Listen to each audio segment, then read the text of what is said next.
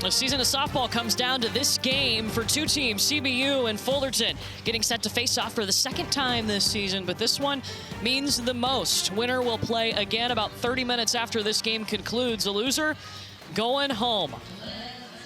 And into the circle, Eva Hurtado will get the start today. It's a 1-2 punch for Fullerton, and we saw her counterpart, Trisha McCluskey, get the nod yesterday. Yeah, and she ended up coming into the game and did a good job, but I like that she's getting the ball today. They definitely are kind of a two-headed monster. Both of them together work well.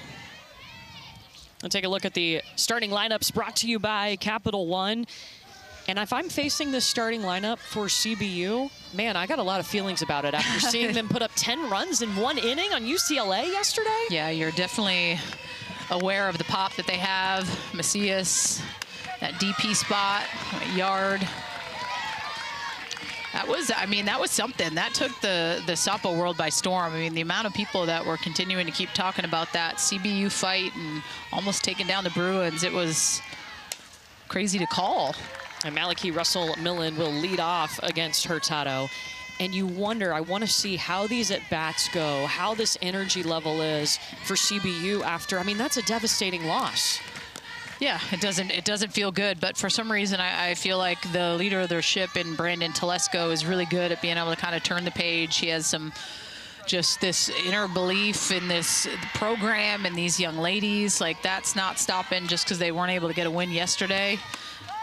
I'm sure he probably revamped it in the sense of like, hey, let's get back after it tomorrow. Let's make our way to a regional final. Yeah, got to get ready for Fullerton, a team that they have seen.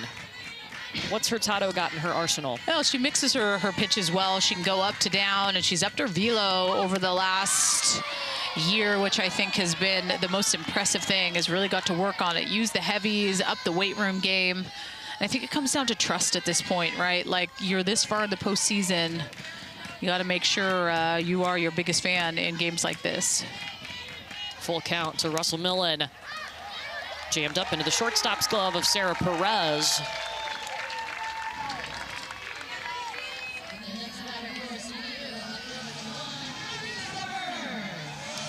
Brandon Telesco is in his first year leading this CBU team, and man, you can kind of see, I mean, how his team mirrors him. I mean, they take on his attitude, his swagginess, that belief. That's been a big word around their program as he wants to build this Lancer softball program. He said, as soon as I took over, I wanted players and staff members that had that belief, because I do. I believe in the women I've brought into this program. I want them to believe in themselves, and we saw that belief last night, trailing by 6, no problem. Well, a young team too. They obviously got some athletes from the transfer portal that are a little bit older, but I think being able to also bring that joy back. He made that clear that this was a program that felt like it kind of lacked that a little bit. Listen, softball is fun. At the end of the day, why did you start playing? You really loved it. It was fun as a kid. So how do you kind of bring back that piece at times through all the pressure that you feel with what the game provides? Maddie Severn's up now against Hurtado. 2 balls and a strike.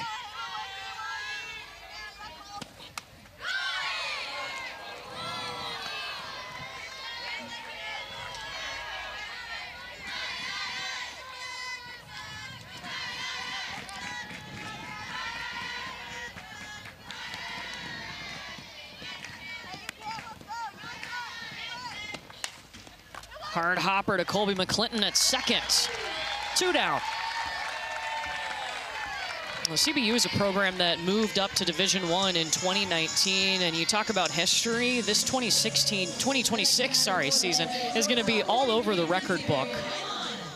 Making their very first NCAA tournament appearance, but you look down the stat categories, and it's almost record after record. Wins, runs, triples, home runs, RBI, stolen bases, strikeouts, all in the record book.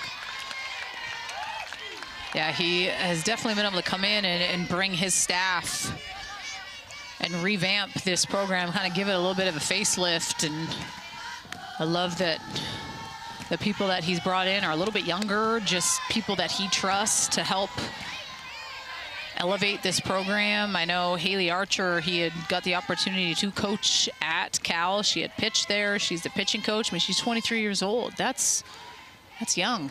And then Tessa Mala'ulu, who's coaching first right now. Yeah. Over UCLA Bruin. 23 years old. Kinsey Ferrier pylon out to center, and Kate Verholf charging in. It is 3 up, 3 down. And now for the first time, we will get to see the Cal State Fullerton Bats. The Titans go to the plate when we come back. Elimination game here in Westwood, and it's Fullerton's turn to grab those bats after a 1-2-3 inning.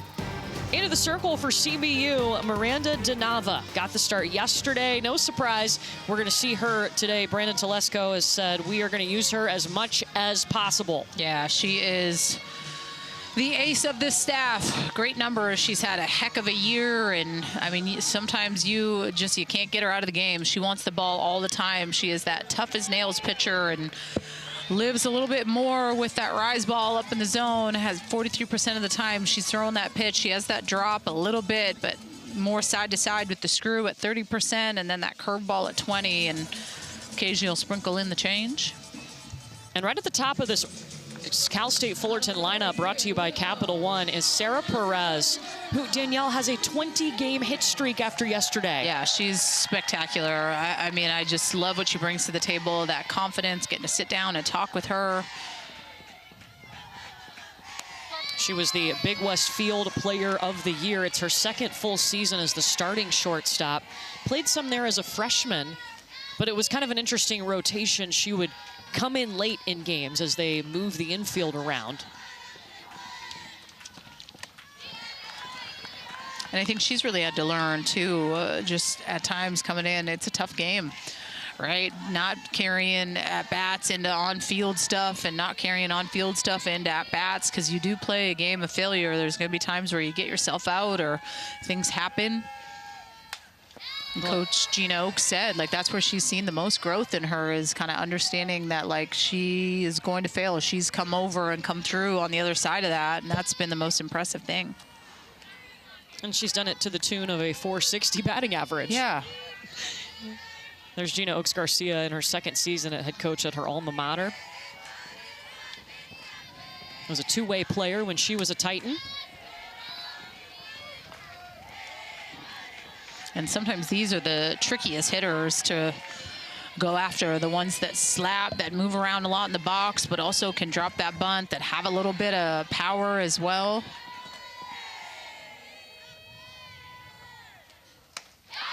Perez swings through it, and Miranda DeNava will strike out the first batter she faces. Well, for Fullerton, they ran through the Big West, won the regular season and the tournament titles. They went 3-0 at the Big West tournament. Beat UC Santa Barbara 1-0 in the champ game. Actually scored on an error. Then Gina Oaks Garcia getting the Big West Coach of the Year, back-to-back Coach of the Year awards for her. And a team that's not afraid of a challenge. I've seen them schedule tough. This is a program that's won a national championship. Well, and a team that, you know, if you want to get there, you gotta go through the gauntlet. You have to play the tough teams. I always remember going and doing that Cal State Fullerton tournament every year. There was always the one in Palm Springs and then the one at Cal State Fullerton, and you'd use their home field and then the field kind of across. It was one of my favorite tournaments. We'd always play Fullerton. Man, it was always scrappy.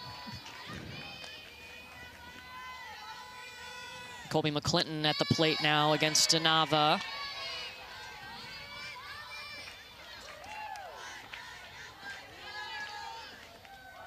It was 1986 when Fullerton won its national championship, this season being the 40th anniversary of that.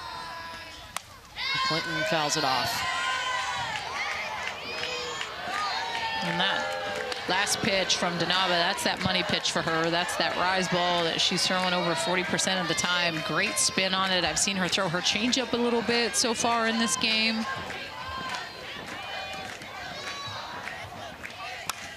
Ooh.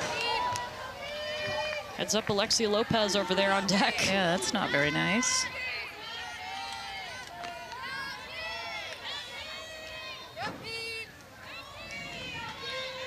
Six times they've been in the Women's College World Series.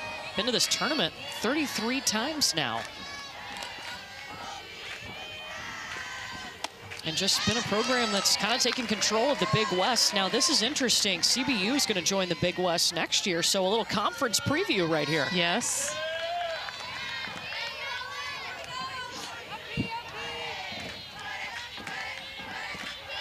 Two-two to McClinton. Well, and that's something, too, that Coach Telesco had mentioned. He goes, we'll go and we'll play conference games, and our RPI continues to keep going down based on who Talking we're about playing. being in the WAC, yeah. Yes, being in the WAC, and he said it's going to help us move into the Big West to just be able to kind of up that RPI a little bit, play some better teams. McClinton hops this one to Kinsey Farrier-Pylon. And she's going to be safe. Ashley Annette had to leap up in the air, but Colby McClinton got there. First base runner of this game. But it's just a throw that takes Ashley Annette up. It's a great call by Christina Drum. Umpire at every base in the postseason.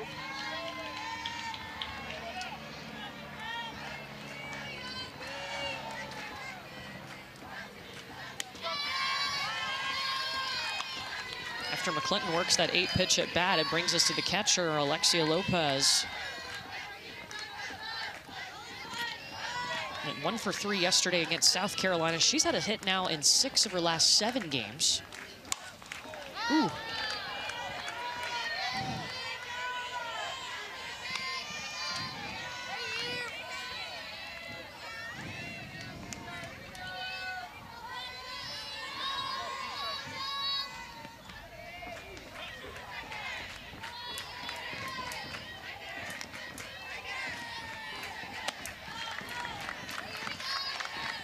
What Alexia Lopez also calls pitches for this Cal State Fullerton team, and feels like it's helped her definitely at the plate with just having better at bats and scouting pitchers a lot more. Oh, that's a lot of work, and it's always really fun when we have a team that has their battery call the game. It's kind of a lost art. Yeah, College softball. You do not see it nearly as much because it's a lot of work. It's a lot of homework, a lot of video stuff, and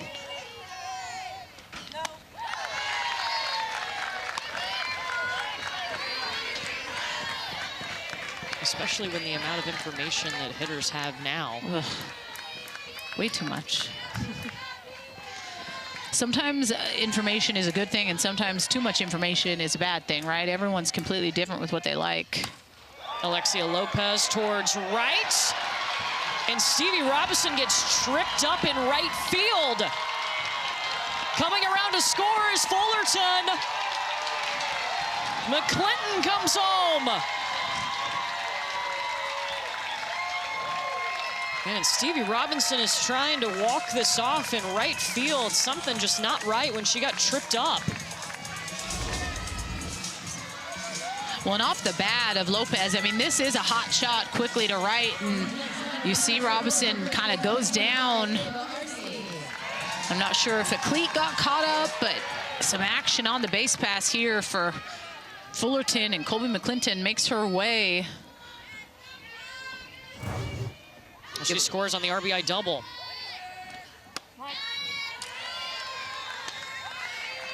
And that's a bummer. Sometimes those little things, you know, that's just out of your control. Trips up on something.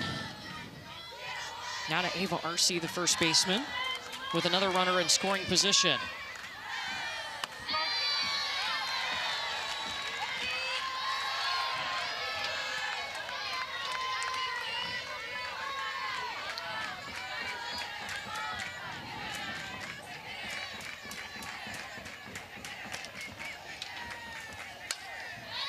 Arce jams it up, pops in the infield, and there is Maliki Russell-Millen.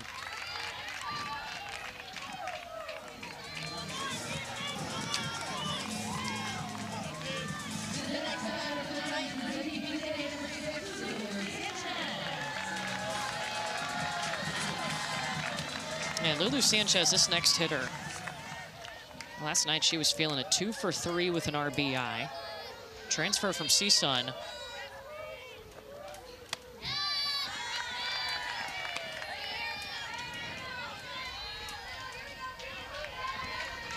coming back from an injury last year, just 12 appearances last year, and then ended up having to have shoulder surgery.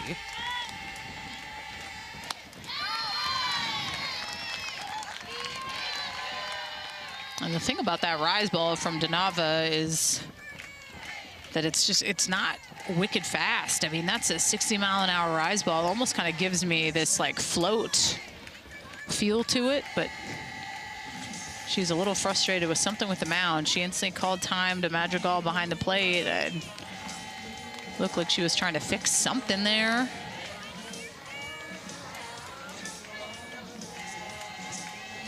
Whatever Malachy Russell-Millen said to her put a smile on her face. Yeah.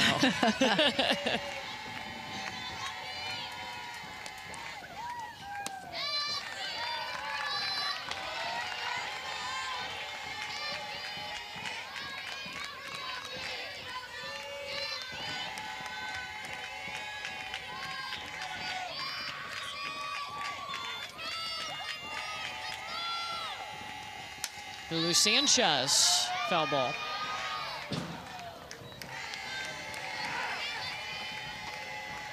Right near some of the parents. If you look in the stands, you'll see some Hawaiian shirts, floral shirts. Those are the Fullerton dads.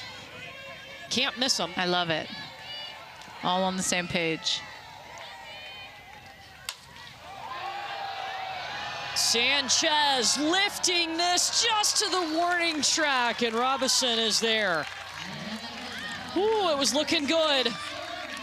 But Fullerton able to strike first, thanks to Alexia Lopez. Yeah, Lopez does a great job. She hits a line drive to right. Robison gets a little bit tripped up, but it's just enough to get Fullerton on the board here in the bottom of the first.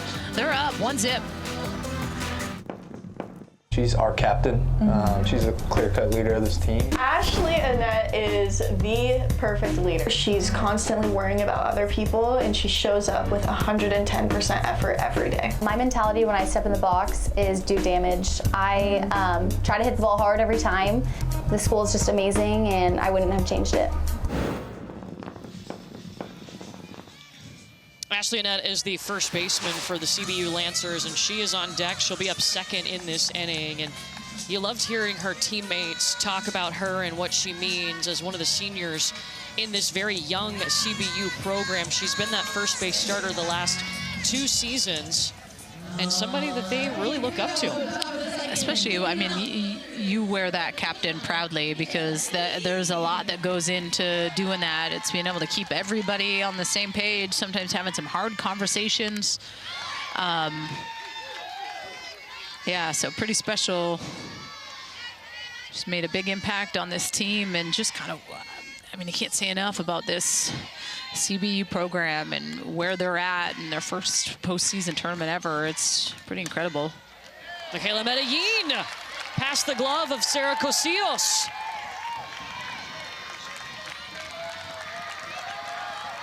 So Medellin is aboard for Ashley Annette, the captain and the leader.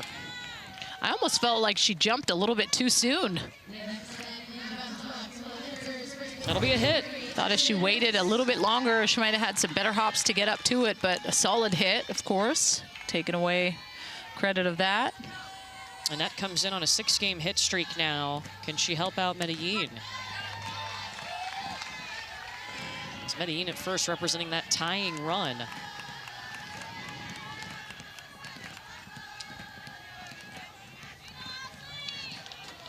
She had 3 RBI yesterday.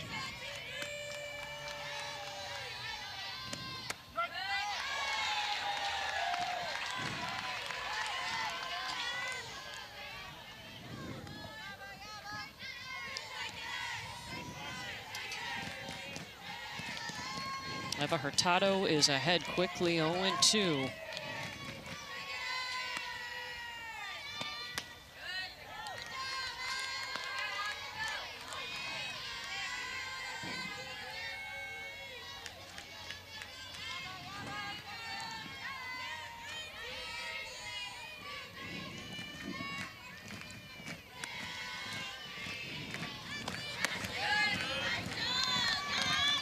And that works at 2-2. And you just see that curveball just falling a little bit too much off the plate. She throws that a good chunk of the time.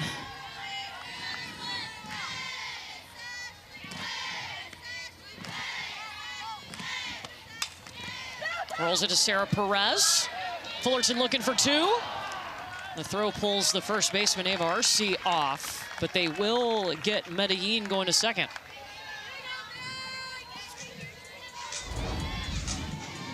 You got to watch this Fullerton defense. They're 6th in the nation in double plays. Yeah, they really, and what a treat it was to watch them yesterday against South Carolina.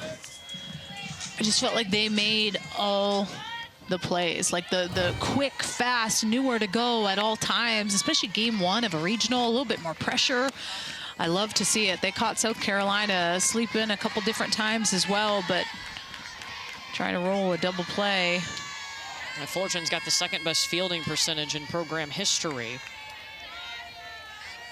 Now Victoria Macias, got to be careful with her. You saw her damage last night, not 1, but 2 home runs. I was actually surprised she didn't move up in the lineup, considering.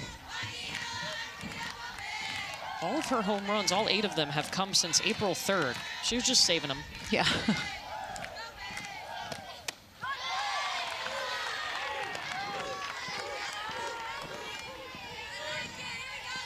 Macias had a walk-off home run to win the WAC regular season title against Tarleton.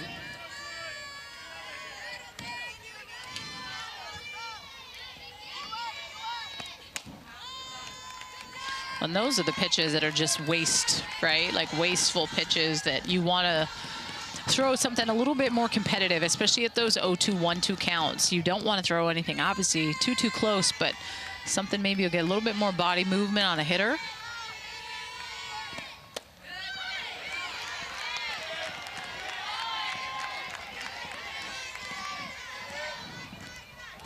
Full count to Macias.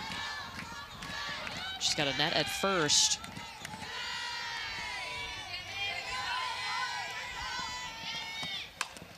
Slow roller to Cosillos. Looking for 2 again. No, but they do get a net. That ball took its time getting to the third baseman. But it's just an automatic. Cosillas gloves this up, goes instantly to McClinton at 2, and definitely a slow roller. I think if it was a little bit more of a giddy-up ball to her, that would have been a double play. Macias aboard via the fielder's choice brings us to Sydney Peterson. Hits in 5 of her last 7 games.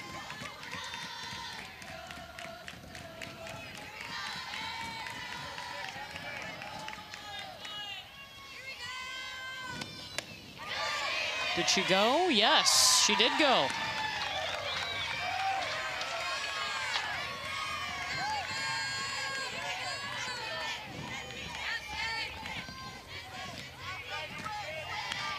Peterson all the way in the back of the box.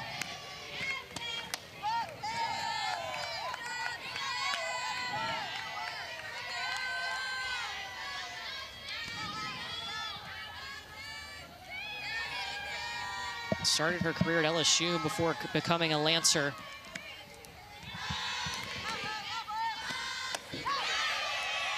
Want to know if she went. That time they say no. I love the hype woman with Lopez behind the dish. Let's go.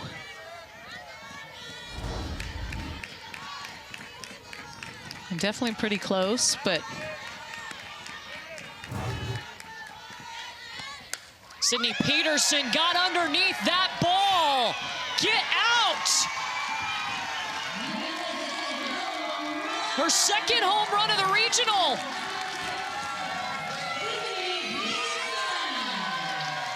CBU taking the lead.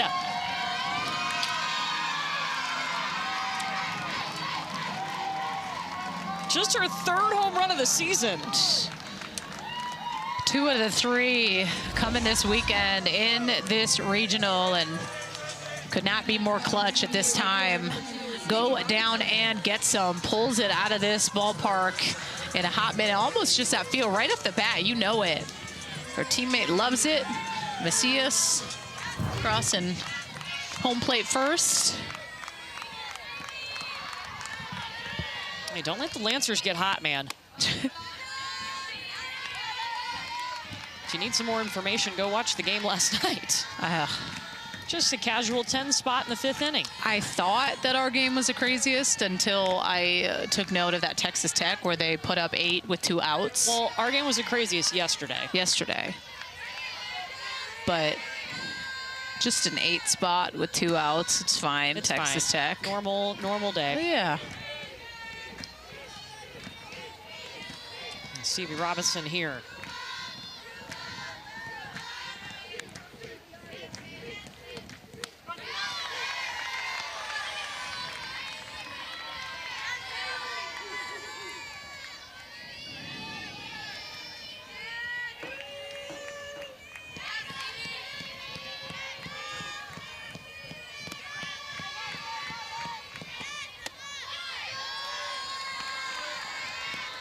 And I like the back-to-back changeups, just not able to locate that last one, but Alexia Lopez behind the plate, calling pitches.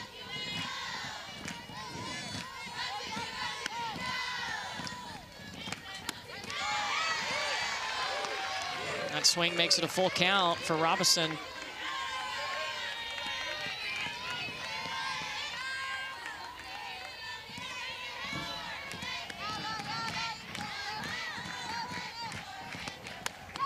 And a strikeout for Hurtado, her first of the game. But Sydney Peterson just crushing home runs this weekend. Well, she has 3 on the year, and 2 out of those 3 have come in this regional. This one being a big one. 2-run shot for Robinson. Puts him up by 1. Well, CBU just took the lead on Cal State Fullerton in this elimination game. We go to the bottom of the 2nd inning to see if the Titans can respond.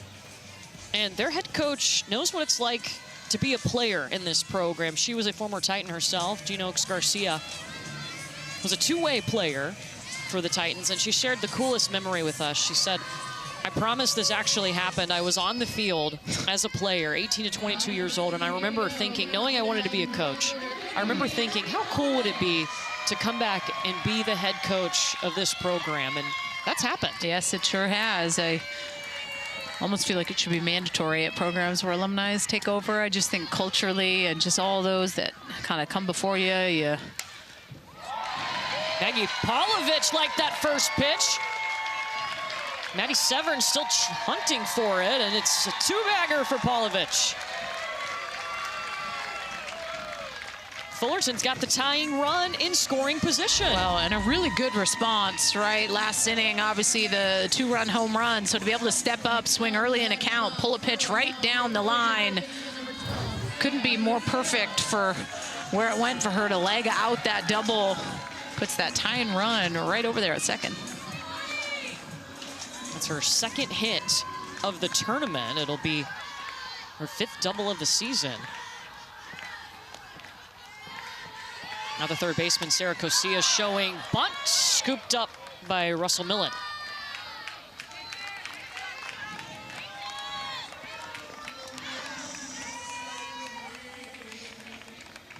And that's definitely uncharacteristic for this Cal State Fullerton team. And the one thing that I definitely took note of as I was going through and scouting them is they can lay down those sacks, those sneaky bunts. They're very good at that element of the game, I think, too, especially knowing the importance.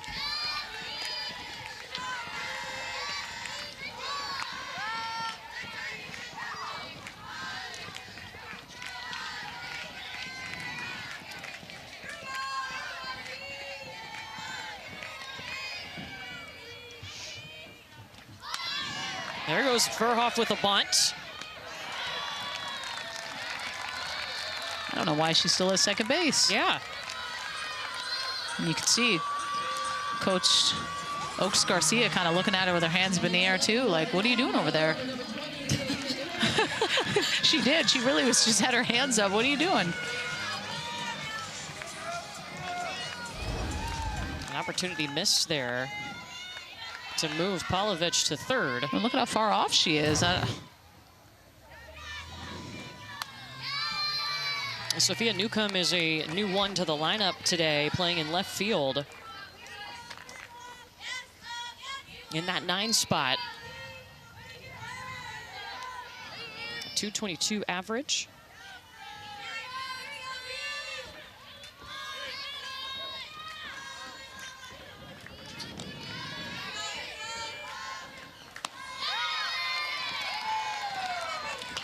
And sometimes the hardest pitch for those slappers when they're running through the box is that pitch that's spinning up. So the ball is rising, but your body is running towards something. So really got to have just that good barrel control to see it down, want to try to pound that pitch into the ground.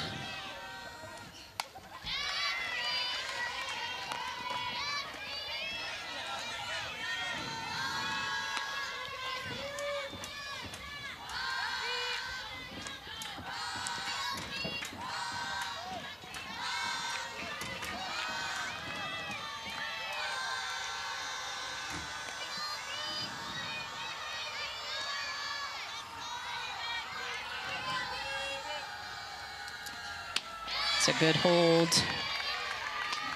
You see her definitely shorten up a little bit with a 2-strike approach. Slapped her first couple and then it's kind of shortening up her swing a little bit.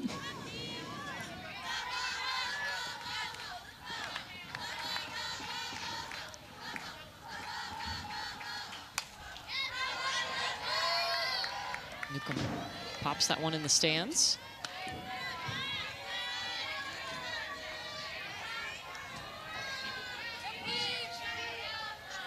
1-2. Maggie Polovich led this inning off with a double, missed an opportunity to go to third on a bunt.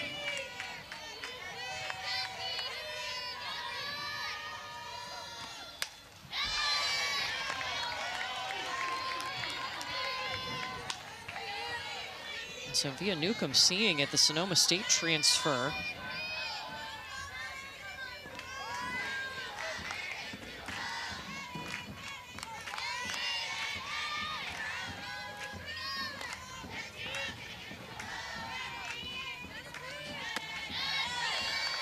Nava goes outside. This will be the 7th pitch coming to Newcomb. Want a quick 0-2 on her as well. Yeah. So to just work that at bat, like I said, tried to slap her first 2 and then. Diving is Ashley Annette, back to the bag, yes!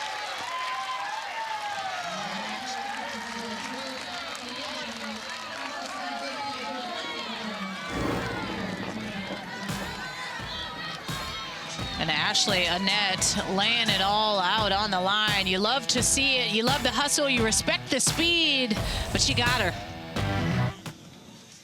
Well, the catcher for CBU is the one that'll be leading off. Jordan Madrigal is a freshman catcher out of California, and she has an idol on this team. The reason that she wears number 13 is for Sachelle Palacios, who was her favorite player growing up, of course, in Arizona State, Sun Devil. Played in the Olympics with Team Mexico. And I love this letter. Celebrity lunch. This is Jordan writing this. It would have to be Sachelle Palacios, the starting catcher for ASU softball. And now Sachelle is the director of ops for CBU, and they've become so close. I mean, this was one of our favorite stories we were looking forward to getting to share with everyone. Just says she's a great hitter. We would talk about how I can get into ASU in college and play softball, and then I would like to have her talk about her softball career. And they talk about softball all the time now. How cool is that? That's amazing. Just to be around her, that's just so, that's so special. Those are the good stories, right? Those heartwarming stories. Little check swing, just enough past Colby McClinton. Just a little bloop for Jordan Madrigal to lead off this inning. Sydney Peterson's 2-run home run gave California Baptist its first lead of this game back in the last inning.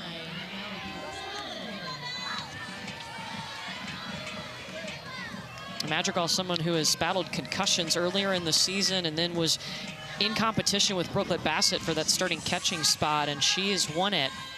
Just turned the lineup over to Maliki Russell-Millen against Eva Hurtado. Sarah Perez on it. Runner is safe as it pulled Ava Arce away. She tried to lay out with the splits, but it's 2 on for the Lancers. Well, and you had the defense pulled in a little bit just because you know there might be the bunts. You see Casillas at third, who's way in. Your shortstop pinched a little bit towards second base, which kind of opens up the hole. Love the effort by Perez in the stretch, but just not enough with the speed. action for CBU on the base pass. So Fullerton calling time here.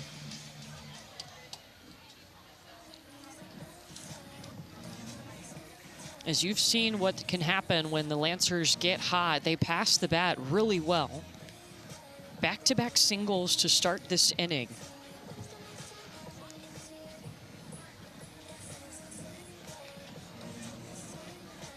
When your 9-hitter can set the tone like that, come out and just make something out of a little bloop. It's great. Nowadays, that bottom half of the lineup for a lot of these different teams, back in the day, used to be like, oh, I can kind of take a breather as a pitcher. We're getting to the bottom. It's not like that anymore. Yeah. Facing a lot of, you know, great teams, 1 through 9, that all have this kind of vision of what their job is. So after the huddle, Maddie Severns will step up to the plate with 2 on. Nobody out.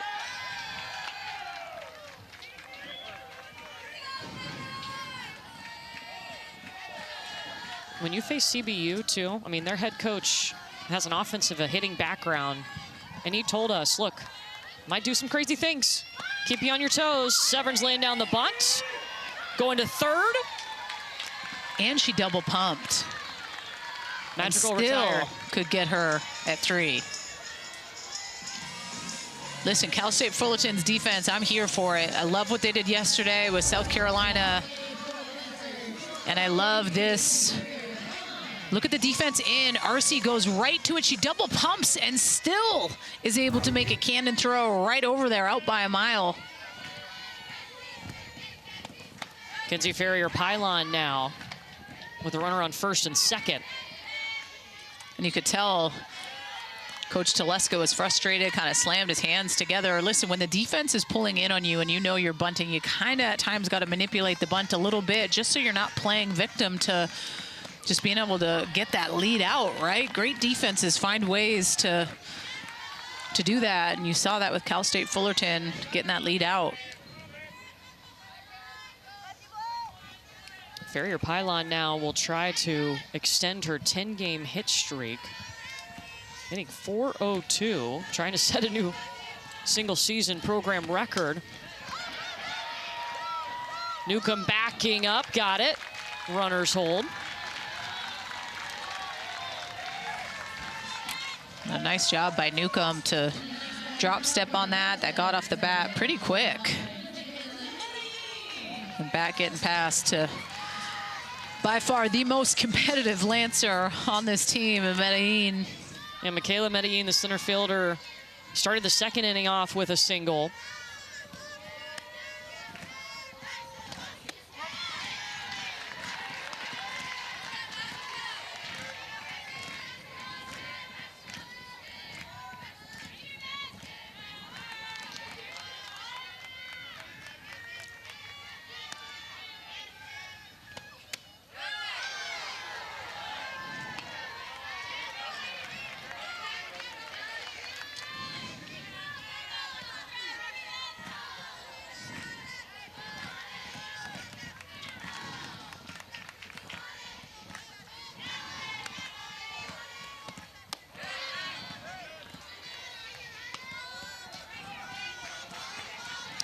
Medellin was the conference tournament most outstanding player, went 6 for 11 with 2 home runs and 6 RBI.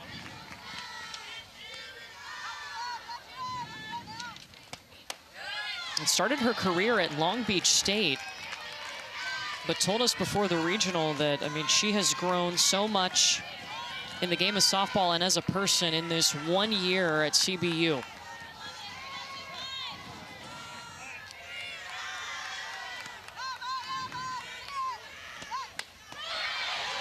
Full count.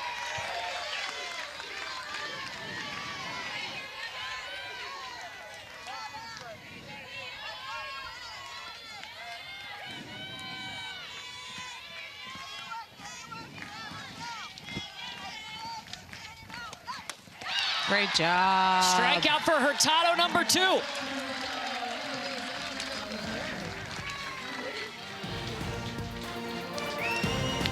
We'll talk to CBU head coach Brandon Telesco on the other side. His team up 2-1. Elimination game between CBU and Fullerton, and the Lancers are up 2-1. Here we're joined by head coach Brandon Telesco. And coach, after that amazing fight and that grit we saw from your team last night to not come out on top, what was your message to the team going into today? Yeah, I think for us it's a get-to mentality. Like, we competed, but we get to have an opportunity to play two today. And so we're excited. We're excited to come out here, compete, continue to prove that we belong here and make a statement. Coach, Denava got pulled from the game yesterday. Emily Darwin came in, did a pretty good job for the most part, but Denava getting the ball again today. What was that conversation like, knowing that your season's on the line? Yeah, she's our horse, and we're going to give her the ball in this moment. Anytime our season's on the line, we feel like she's going to deliver for us. And so right now she's doing a good job. She's got to continue to pound the zone, and this is a really good team, and so she's got to compete. Thanks, Coach. We appreciate it. Thanks, guys. CBU was able to take the lead on a 2-run shot from Sydney Peterson in the second inning. And now Miranda Denava back in the circle. Fullerton last inning came out and got a leadoff double, but left Polovich there.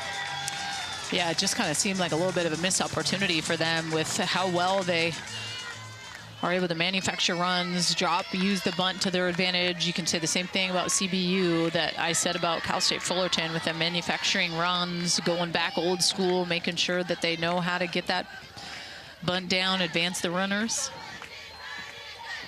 It's the top of the order now. Sarah Perez looking to extend a 20-game hit streak.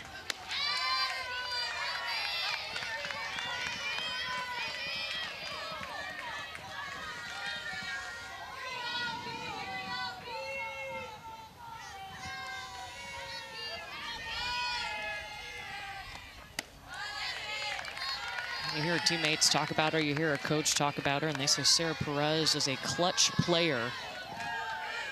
Yes, a slapper, but really high-level command.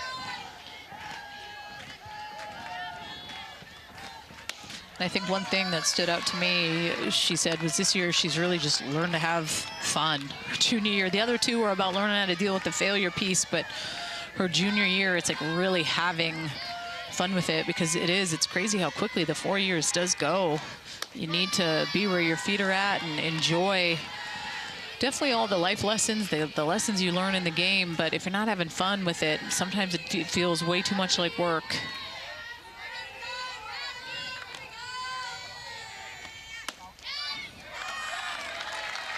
Starts off this inning with a walk.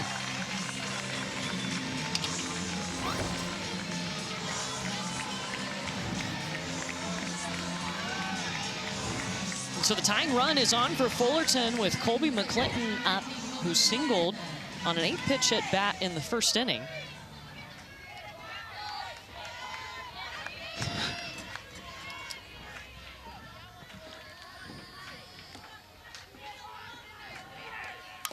Do you have any scoop on what that mascot was?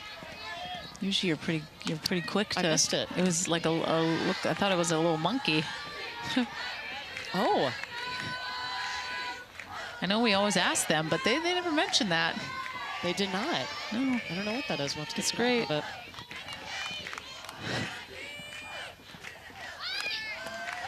McClinton goes foul here. Colby McClinton out of Hawaii and in the Big West tournament. She had a big game against Hawaii. 3 for 3 with 4 RBI and 2 home runs. We asked her about being the only out-of-state athlete on this Fullerton's team, and she said this is where she always wanted to come. She was used to seeing Big West teams come in, because Hawaii, of course, playing in the Big West, and knew the history of Fullerton and how tough and scrappy this program is.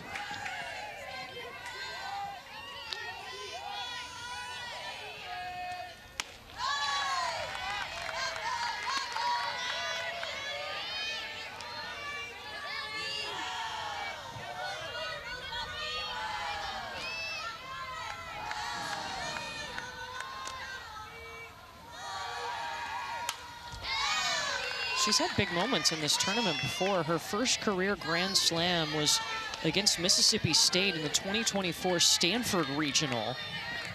What a stage to do that on. Trying to think where you were. Well, I think we were here. no, we were. I was trying to think where Stanford was. So that would have been At Stanford. Yeah, but like who they were playing there besides Fullerton, because that was when they had Vaughter, I think, and Nyjah. Yes, it was. Sometimes I like to see if my brain's quick enough to remember those little things. Who else was in their regional? Yeah. That's what you're trying to remember? I was trying to see if anything stood out. Foul ball. Oof. In my mind, that was about 50 years ago. It feels like it. When you're on a regional Saturday, 2024 does seem like Nothing like it. a very long time ago. Yes. Maybe in a galaxy far, far away. That's a Star Wars reference. I know you haven't Yeah, seen it. I love Harrison Ford, but I have not seen Star Wars. I will try to.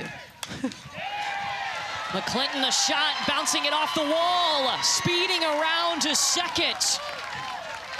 Runners held. Tying run at third. A couple of hits today for Colby McClinton. Well, and a really good job by Colby McClinton to work the count back into her favor and do some damage. This was a line shot to right field. Sarah Perez was just making sure that this was able to stay down, and then turns on the wheels, gets all the way over to 3.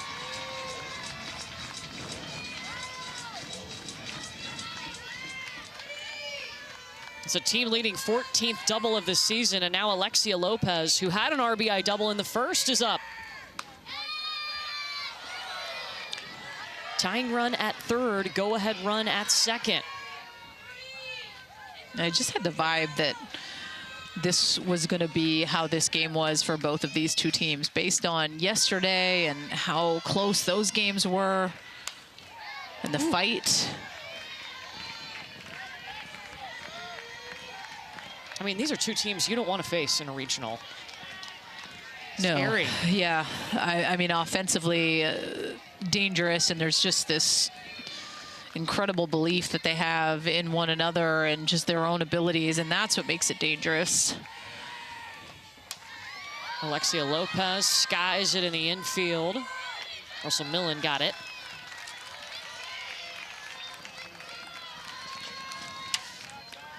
Well, the Women's College World Series returns to Oklahoma City. The action begins Thursday, May 28th at 12 Eastern, live on ESPN. For more information on the 2026 Women's College World Series, you can visit ncaa.com, the home for all NCAA championships. Couldn't tell you who's going to be there. I know, I know. A couple I think I could. Oh, my goodness. Ava Arce right up top. Man, Ashley Annette came in to get it. 2 chances for Fullerton to pop it up in the infield with runners on second and third and none out. That can't happen. And now it's 2 down with 2 in scoring position for Lulu Sanchez. An opportunity to tie, an opportunity to take the lead back for Fullerton. Sanchez, caught by Robinson, diving in right.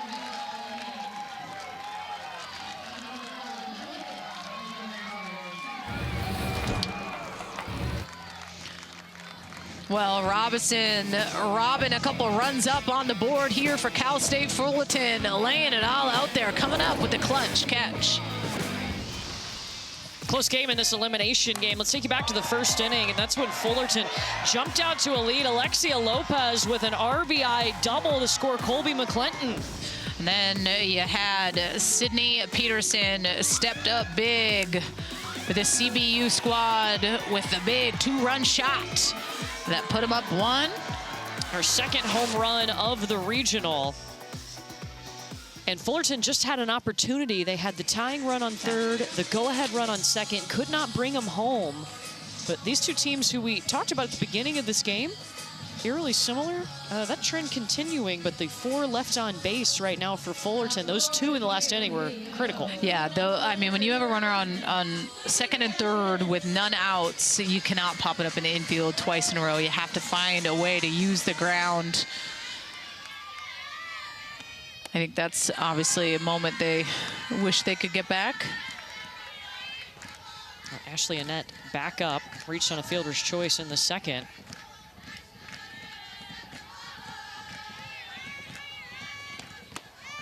Eva Hurtado still working in the circle for Fullerton.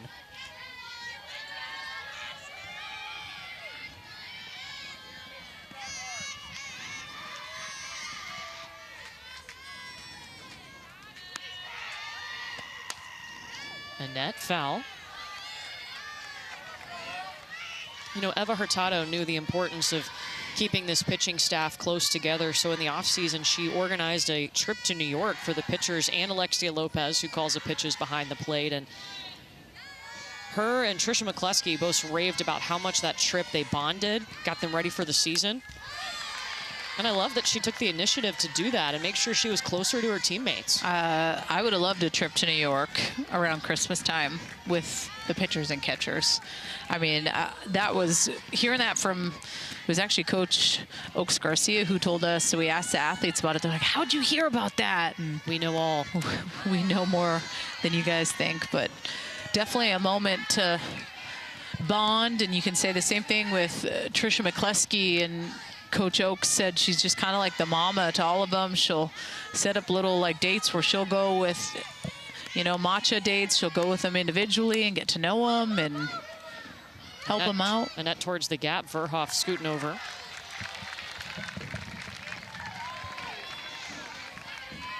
But it's, you know, creating that mentality of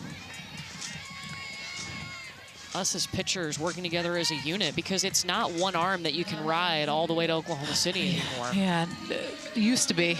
Not anymore. I think I said this yesterday, but one of the last true pitchers that I feel like was Rachel Garcia, who was able to help them win that national championship in 2019. And that was when they had Megan Framo, but I will say Garcia threw a boatload of those innings, and you just started to see the shift in the game.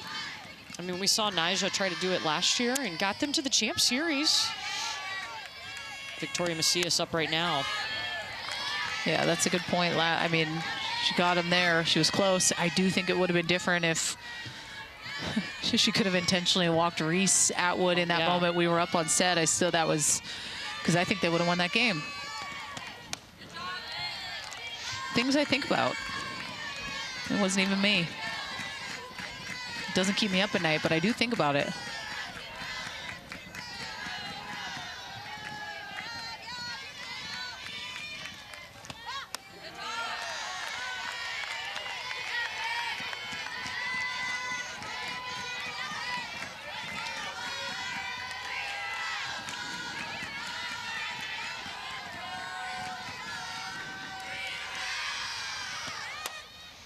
Digging deep. McClinton charging, got it.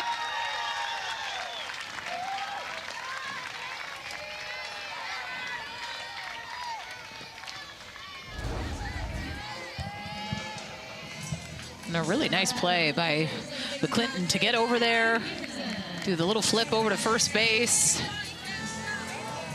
It's just, I can't say enough about the defense for Fullerton. I'm all here for it. I love it. I love the confidence. Sarah Perez! What a dive! The Big Westfield Player of the Year. I mean, we are just talking about defense from McClinton, and then Sarah Perez says, hey, but look at me over here, laying it all out there with the swaggy little grab. In a close elimination game, CBU on top of Fullerton 2-1, and we're joined now by Fullerton head coach Gene Oaks Garcia. And Coach, this team, what do you think has been the biggest growth all season for this group to get back to the NCAA tournament and to be able to play so tough in this moment? And I love your hat. Thank you. You know, it's a vibe. It's just the belief that we have in each other. I think, you know, our preseason set us up for some really big games, and we had some really good outcomes, whether they were wins or losses, and that gave the team the extra confidence that they know they belong on the stage, and here we are. So couldn't be more proud. Coach, the bottom half of the second time through, going up against Denava and then facing her for the third time, kind of adjustments you'd like to see to get back on the scoreboard? Yeah, the adjustments are we gotta stay on top of the ball. She has a killer rise ball. We knew that coming in, and so being able to execute, get on top with the short game and barreling up some balls to get those runs in. You know, we're getting people on, but we got to execute with the short game and or a fly ball in that last inning. So got to do it. What are you holding? You know, these are butter squishies. Okay. I wish I could say that I would get some, you know, kickback from putting these on there, but my team wanted me to hold them, so here we are. Here you are. All right. Well, thanks. We appreciate your time. Thank you. Time pride. It's a team player right there. I always think what about is the butter squish? My kids love all these squishies too, but I just think they're just germ-infested toys. Everyone's touching them. Oh yeah. She was hesitant to do it in the break. You could tell she wasn't all for it. Yeah. We have a rule with those squishies at my house: don't bring them anywhere near me, and wash your hands after you touch them. But the butter squishies are hard. You saw UCLA had them too. Yeah. Megan Grant had it in a interview.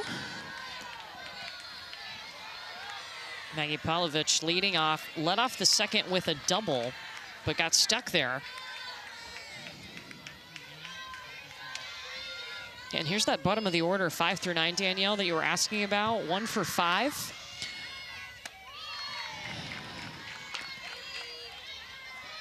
I think sometimes it's easier said than done when you have a good rise ball pitcher, right, to get on top. But I think more importantly, it's just not swinging at pitches to kind of fall behind in those counts, even though it looks really sweet. How can I find a way to, like, see it down? And that's the hardest thing. Listen, people will live and die by the rise ball. It's one of the toughest pitches, but when you miss big. But it's being able to pick up the spin enough to not to not swing at it, and then not get fooled when you think that it's going to go up and it misses over the plate. Palovich to the warning track. On the move is Maddie Severns.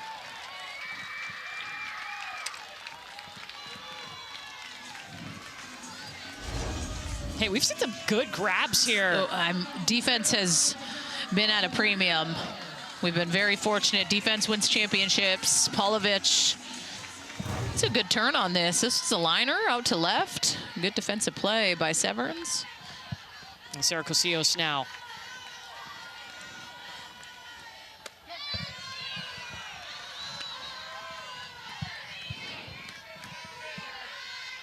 Big West Defensive Player of the Year. Grew up with 3 brothers. Was a multi-sport athlete. Volleyball, soccer, and softball.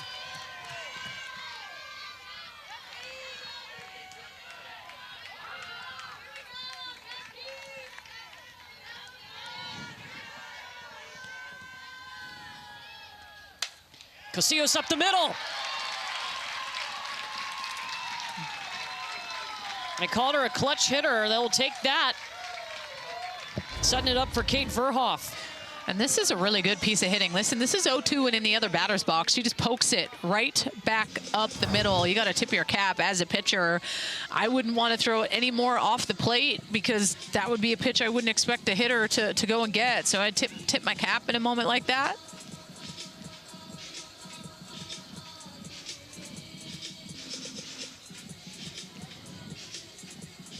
You see Gino Garcia talking to George Rajo.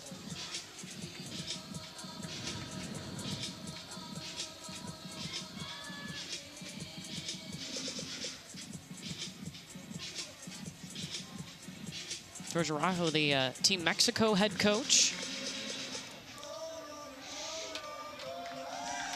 So they're going to have a runner come out at first base for Cosillos. It'll be Leslie Valdez.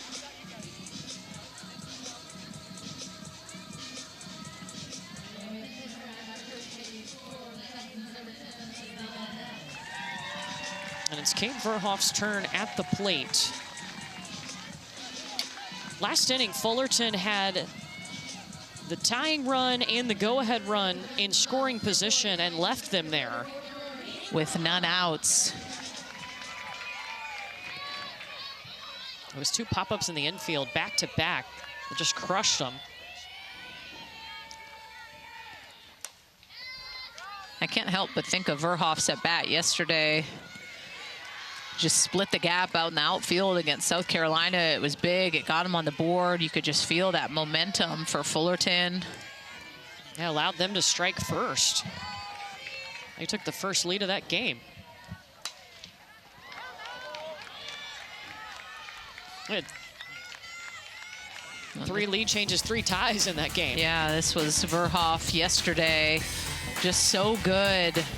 Goes with a pitch, hits it right to the left center gap. Cal State Fullerton gets on the board early against South Carolina.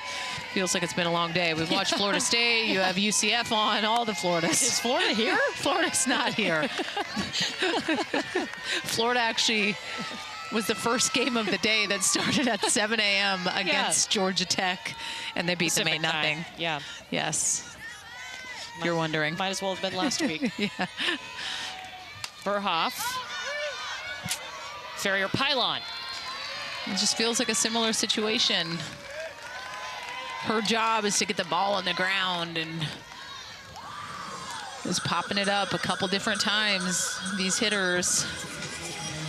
Fullerton 2 for 11 with runners on.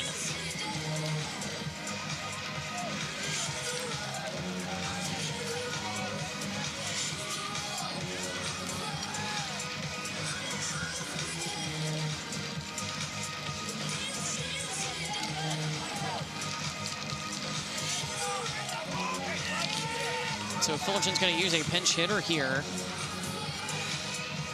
as Gianna Lomelli, the freshman, will get her 8th appearance. We saw her come in and pinch hit last night.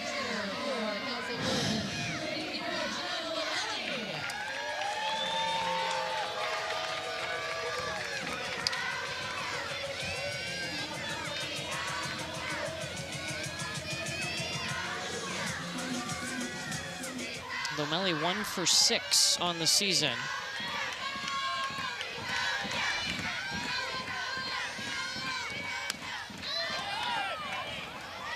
Severn's coming in. Got it. And another runner left on for Fullerton.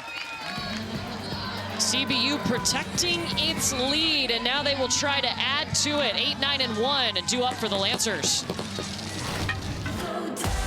Who's going to get to Oklahoma City? We are into the postseason.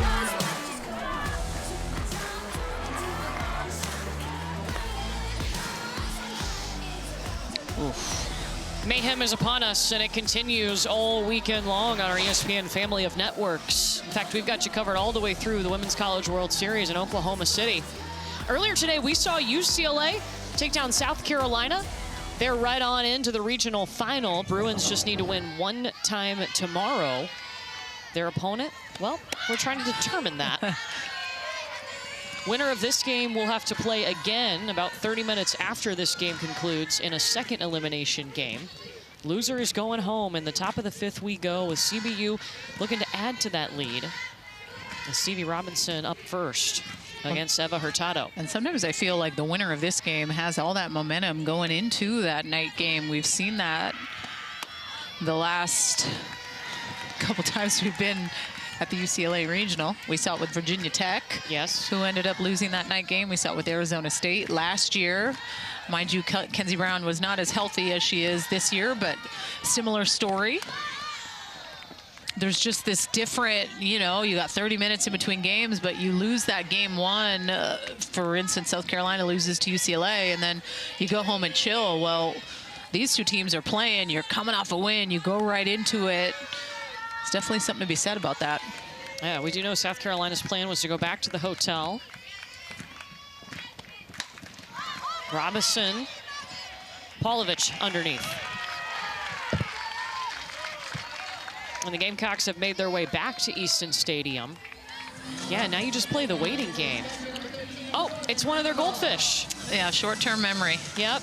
From Ted Lasso. They keep him in the dugout. Splish and splash, I believe. It's great. It's cute. Okay, just taking a little nap. They'll be ready, though. They'll be ready.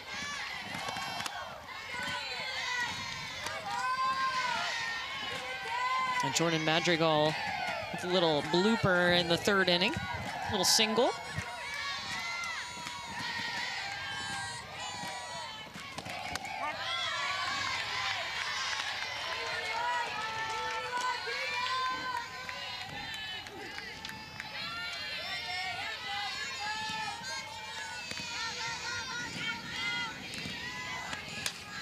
Up the middle, past the pitcher, Sarah Perez. Got it.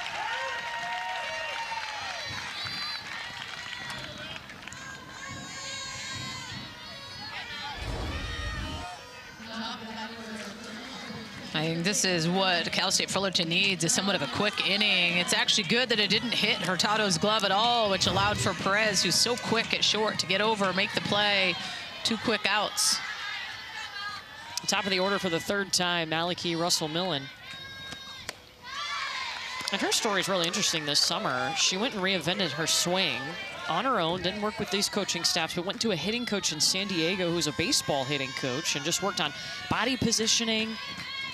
She attacks it differently now.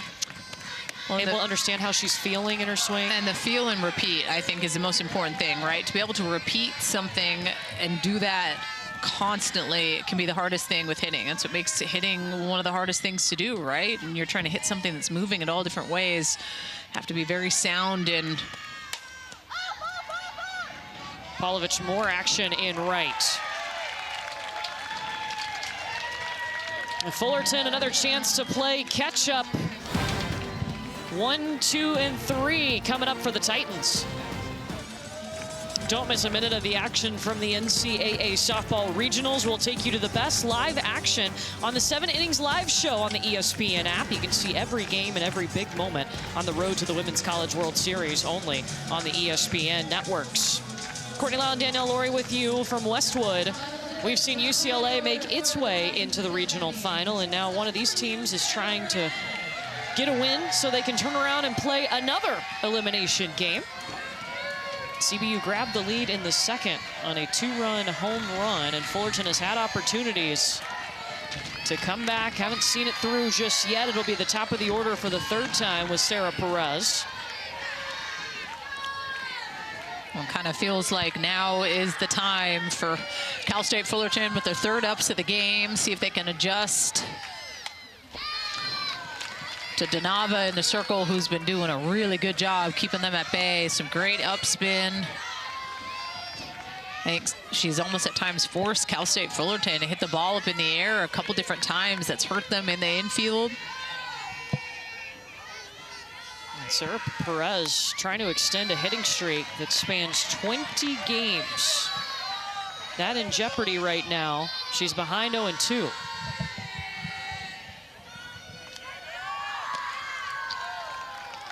And I think they actually called her she's out of the box. So she's out. And we saw that happen yesterday in her first at bat. Step out of the box and contact the ball, you're out. And I've seen it actually at a couple different regional sites. I saw it at the Duke site earlier. And it is that left foot, when it steps across, it cannot step over that line, and that's at the umpire's discretion. So that goes down as the 2nd strikeout for Miranda Donava. And at times you don't necessarily see it called late in a game because those chalk lines tend to be a little bit more invisible, if you will say. They disappear. Disappear, yeah. That works. Down. Yeah. Just keep going. Dusty. Where's ChatGPT when I need it? Give me another word for invincible. Makes more sense to who's listening.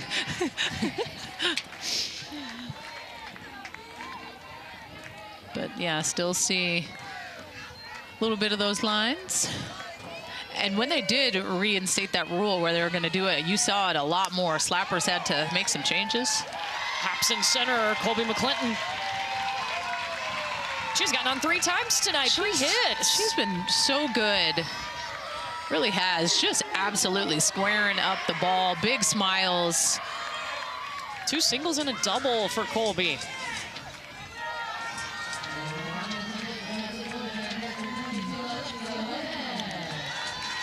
Alexia Lopez is the reason that Fullerton has a run on the board. She knocked Colby McClinton in the first inning. And this is when you need a big at-bat from Lopez, that senior.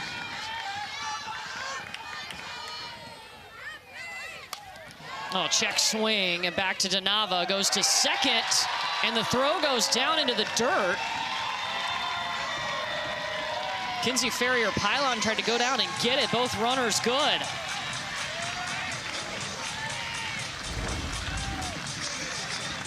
Well, and this is just one. DeNava just didn't have her feet set. So she turns, and there's all the momentum that's just like carrying her, and she just chucks it. But I think she would have had maybe a little bit more time.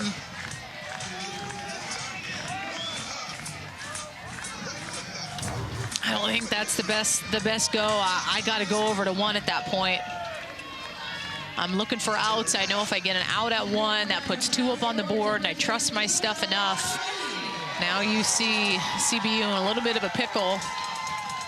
And we'll see the adjustments that Cal State Fullerton tries to make, because they've been in this situation a couple times throughout the game and have not been able to come through. Lopez reaching on that fielder's choice. Now up to Ava Arce. Tying run at second, go-ahead run at first. Fullerton has left 5 on today. First runner in scoring position since that 3rd inning when they had runners on 3rd and 2nd. It's a good pitch. I think he was crossed up back there. The catcher was on the outside, and that changeup missed on the inside, but still a good spot.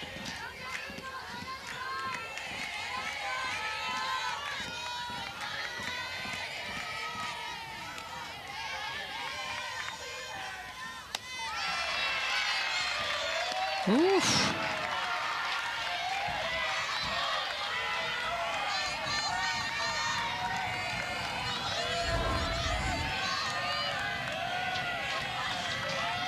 Just not a competitive pitch, 2-0, right? That's just way up. Readjusting is DeNava. But nobody better in these types of situations. I mean, the most innings she's thrown in a day this year has been 18. She knows this well. She gets herself into pickles. She knows how to get herself out of them. Arce finding the grass.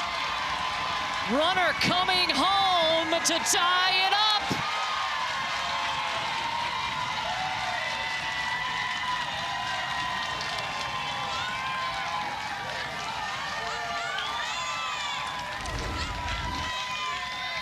I think the biggest issue with this is just falling behind and having to come from a 3-1 count. You have to bring something in and around the zone, and that's what she does.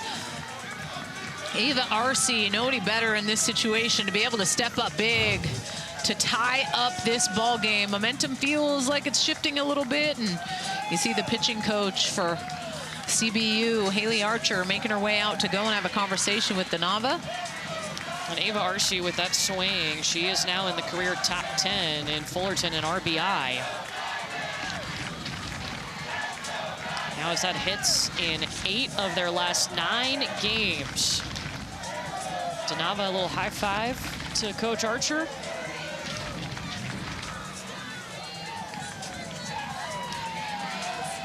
It's going to be runners on the corners with only 1 out here for Lulu Sanchez.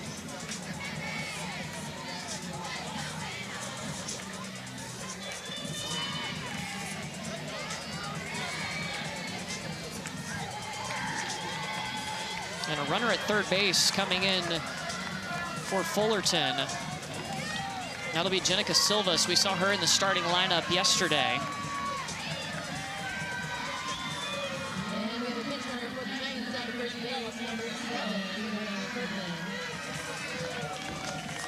And my primary job right now, if I am Lulu Sanchez, like, I gotta find a way to hit the ball on the ground. You're gonna see the defense pulled in. Ferdman also pinch running at first, by the way. Go-ahead run at third base for the Titans. Lulu has sent 2 balls to right field today, has not reached.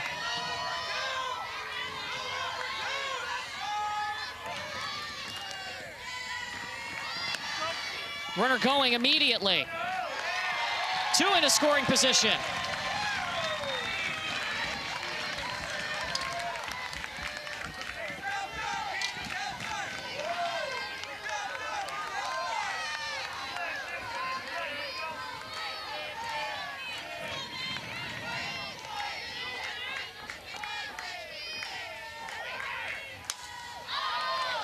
Sanchez lifts it skyward, Ferrier pylon, 2 away. And that's the adjustment that needs to be made. That's not. They're just popping the ball up in the infield. Listen, I'm not taking away from the fact that Donava is a rise ball pitcher. But when you see the team continuing to kind of make that same mistake, who's going to make the adjustment? Who's going to find a way to hit the ball on the ground? Because we've seen runners in scoring position and 3 pop-ups in the infield. Maggie Polovich. Doubled in the second.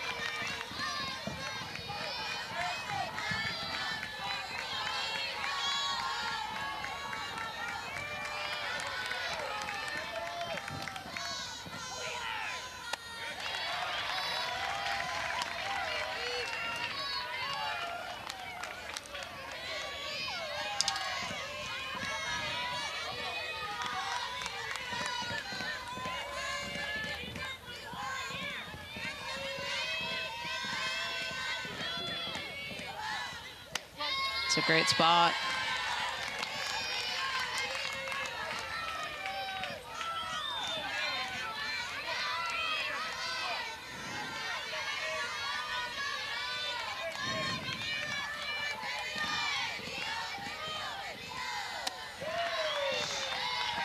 Missed well outside. 3 balls and a strike to Polovich.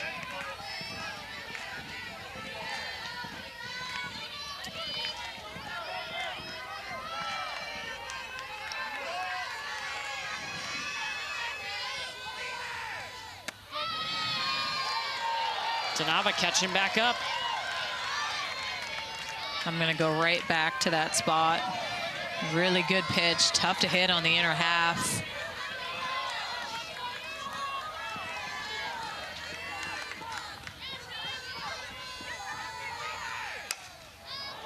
Polovich lifting it to left, deep to the warning track, scoop by Severns.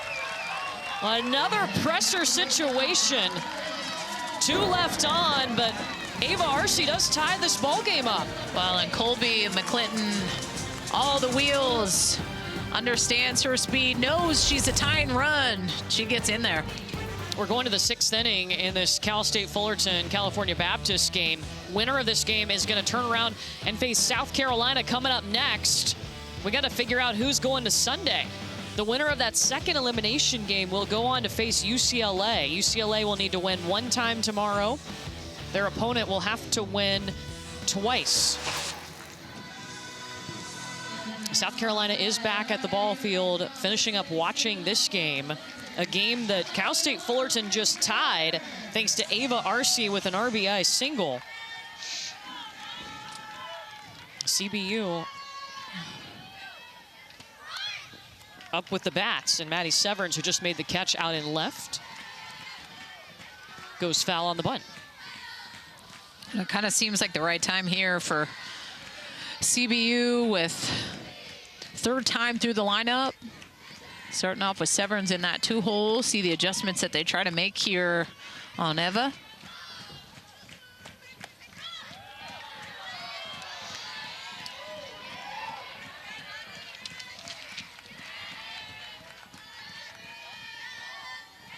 Maddie Severns, one of those players known for her speed.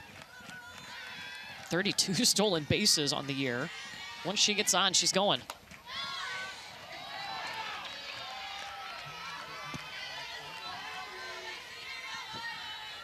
Eva Hurtado has retired the last 8 Lancers that she has faced. When you just see her mouth to her teammate, I'm good, because they're having her back. Severns, this one hops over to McClinton. Underhand toss. So there's a couple close pitches in that at-bat that I think her teammates thought she should get. So just being able to go over, check in, let her know they are in her back pocket.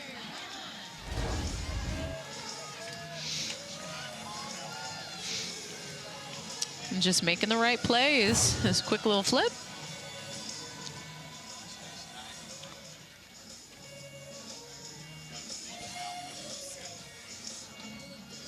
And Brandon Telesco is huddling up his dugout again. We saw him do this yesterday against UCLA. And right after that, it was a 13-pitch at-bat. And then, man, there came the 5th inning with 10 runs scored by these Lancers. Yeah. So I don't know what he says, but... Well, you don't normally see this, just letting you know. You don't normally see a coach go all the way from the third base box to go and talk to the whole team. It did work yesterday for sure. And it was after an out yesterday that he went over and said something.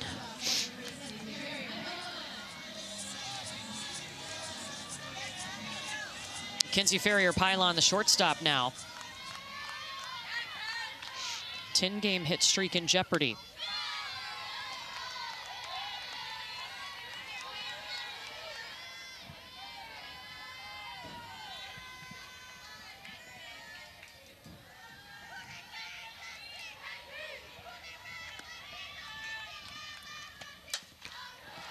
Right field, Ferrier-Pylon is scooped by Pavlovich at the warning track. Whew, it's close.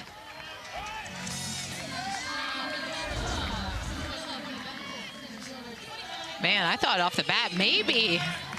It's had some good height to it.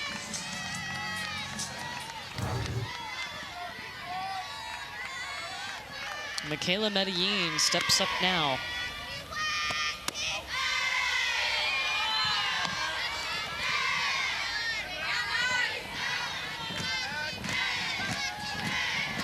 She's got a lot of family in the stands. She has 5 siblings, 4 are coming. Watching her here, her grandparents, her parents, her aunt.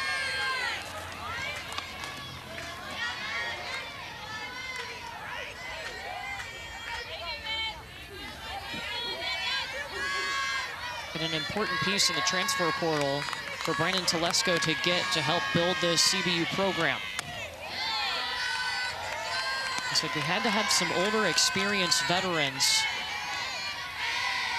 Having a program that's got mostly underclassmen.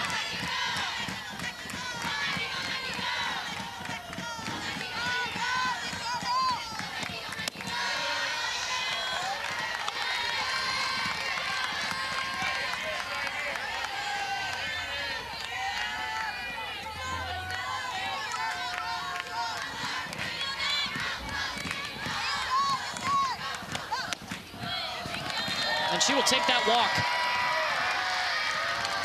That's a good, patient at-bat, just understanding it makes more sense to pass it to a teammate than to swing at something. And before that walk, Hurtado had retired 10 in a row. Yeah. And now the go-ahead run for the Lancers is on first. For Ashley Annette at the plate. And Gina Oaks-Garcia is going to go out to the circle to talk to Eva Hurtado.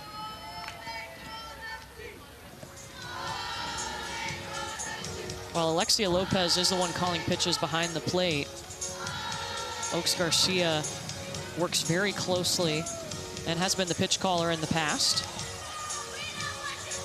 Does all the scouting with the battery. It's good to go out and do that check-in too, just letting it be known there's still 2 outs on the board.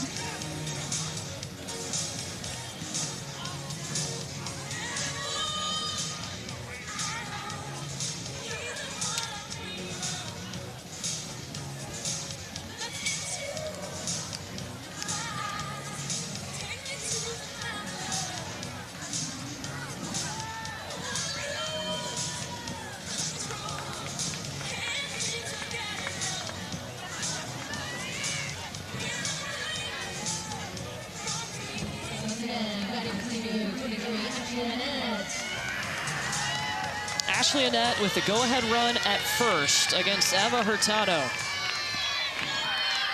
Annette reached on a fielder's choice in the second.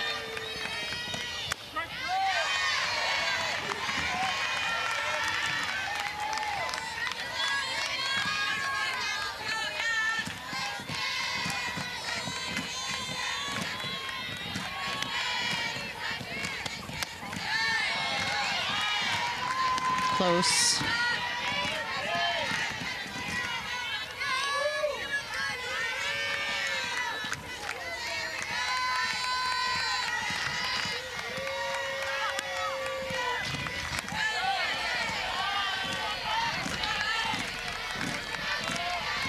This feels like as the later the game goes on and it being as close as it is, right? This is a must-win game. Loser goes home, so the pressure just seems to mount a little bit. Not for Donava, though.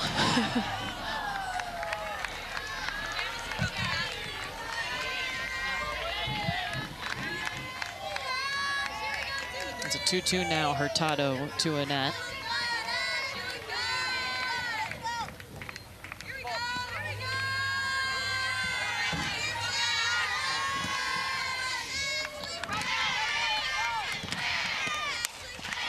Ashley Annette, scooped up by McClinton. Throwing from her knee. She has made some awesome plays at second base.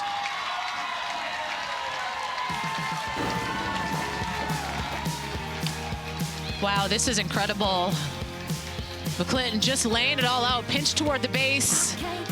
Sports Center top 10 nominee, no doubt. Love to see it.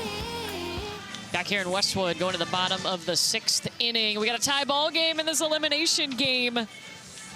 Now, the winner of this regional in Los Angeles matches up with the winner of the Tallahassee regional. And so we want to update you on that bracket. And that regional final will be Florida State and UCF. And the host Florida State Seminoles have to beat UCF twice tomorrow to advance to Supers. Well, a good start for them today, though. 22 runs up on the board. Can't ever count out a Florida State, but that's going to be gritty. UCF, I mean, they won easily this morning, so just resting all day, waiting for an FSU tomorrow. And so the winner of our regional matches up with that one in Supers. Sarah Cosillos leading off for Fullerton. Peterson wants it. And look, the Titans have had opportunities. Runners in scoring position today. Not the best numbers for Fullerton. They're 1 for 11, and they've left 7 on, and 4 pop-outs with runners in scoring position. Well, and just underneath that rise ball, right? That's what makes that pitch so deadly and hard, trying to make that adjustment. This is Kate Verhoff in the 8th spot.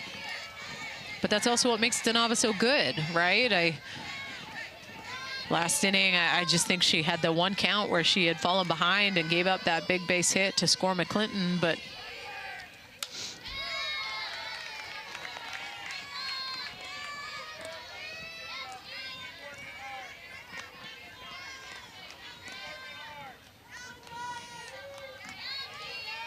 Miranda Donava is the ace of this staff for CBU.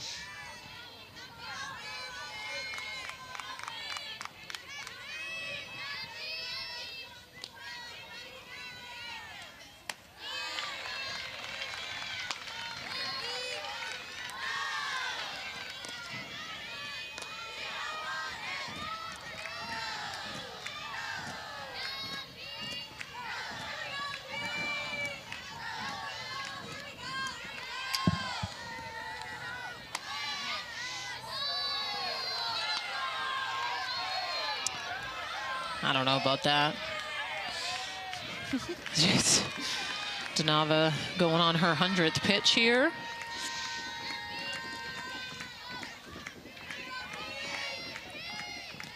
Two-two to Verhoff.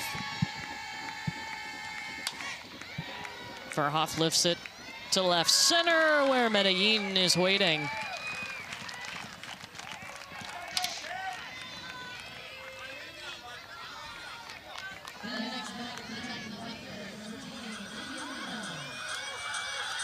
It's a pretty good ratio. 70 strikes, 30 balls. We asked her about working with Haley Archer and them being, you know, similar in age. And she said at first it was a little weird. But they figured out a really good rhythm. And Haley Archer, the pitching coach, who's 23. She said that there's definitely the good boundaries, right? And like you need to, because she can't be your friend. She's your coach. Yep. Yeah, you're similar in age. And Sophia Newcomb with the pop up to Ferrier Pylon. 3 up, 3 down. Can CBU retake the lead? We are going to the 7th inning, a season on the line. It's been about a week since these teams heard their names called on Selection Sunday. For the CBU Lancers, it was the very first time, and for Fullerton, making their 33rd NCAA appearance. But right now, they've got 1 inning to prove that they belong to stay here and play some more softball. We've got a tie ball game as we go into the 7th inning. This game, an elimination game. Fullerton had the lead first. CBU took it back with a 2-run home run from Sydney Peterson. And then back up top went the Titans thanks to an RBI single from Ava Arce. well, and I kind of feel like based on yesterday's games, I thought this was going to kind of be like a smash show a little bit with that 10-run inning from CBU. And I mean, hold on, because Victoria Macias is at the plate. It She's could hit happen. 2 home runs. It could happen. But listen, I will never complain in a 2-2 ball game. We have had some high-scoring games in this regional, a lot of home runs. Like 12-11 last night? Yes. I got to give love to these pitchers. They are both doing a fantastic job keeping these hitters at bay, throwing big pitches when it counts. What about Hurtado specifically have you liked? I think she's done a good job of being able to get ahead of hitters. I like that curveball that she's thrown away to those right-handed hitters. And I just love that trust factor with Lopez behind the plate. Like you just, that connection piece of her calling pitches and just that trust. Macias swings and misses. Hurtado with her 3rd K. Well, and it just gives you this sense of cat and mouse with a battery mate calling pitches, and that level of trust with each other is just so important. 2 against 1 mentality. Big strikeout of Macias, painting corners. Sydney Peterson is the reason CBU has 2 runs on the board. Her 3rd home run of the season. Her 2nd in about 24 hours.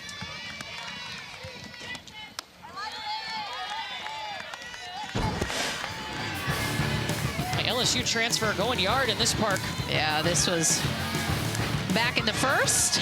Go down and get it. 2nd inning home run there for Peterson.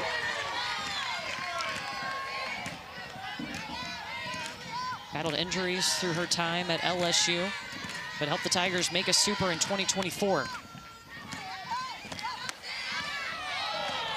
Ooh, 3 balls and a strike.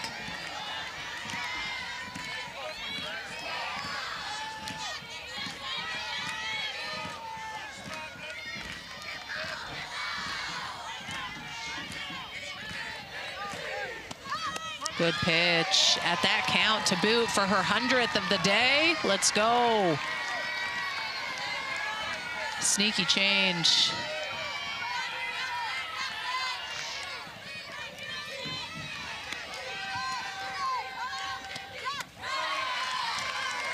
Gets the walk. The go-ahead run is on for CBU.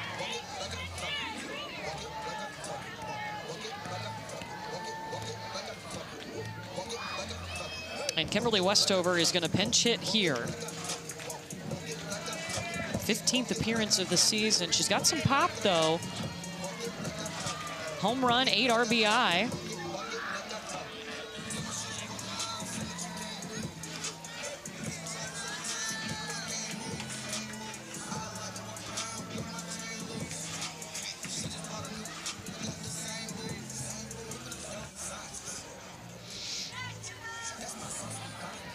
So now with a chance to retake the lead for CBU.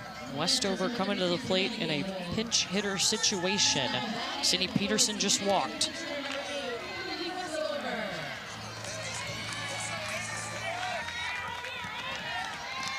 Gatewood is running at first.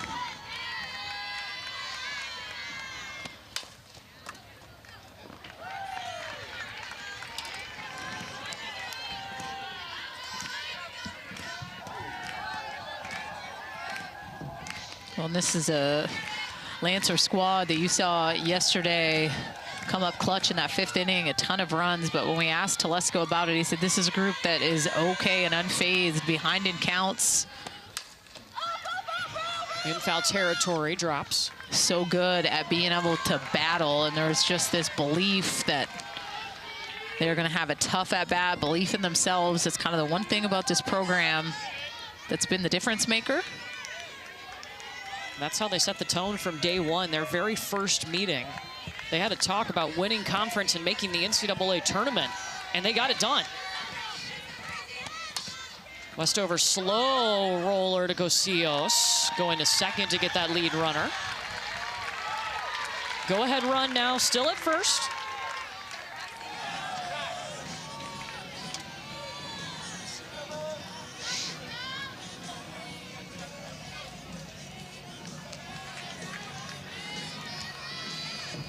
And so CBU will use another pinch hitter in Bella Wellbaum.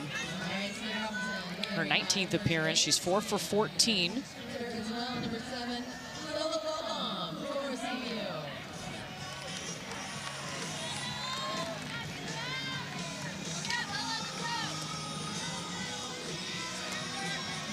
See Alexia Lopez and Eva Hurtado talking it over. Remember, Alexia Lopez calls the pitches behind the plate.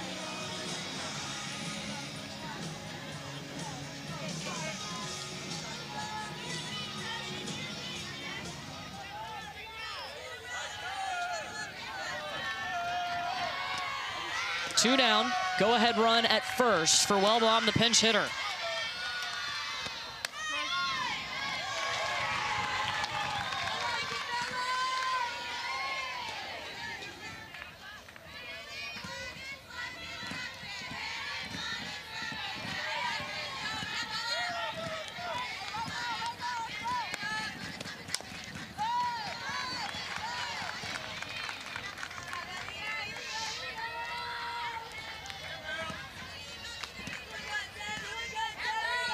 Hurtado started off this inning with a strikeout and then walked Sydney Peterson.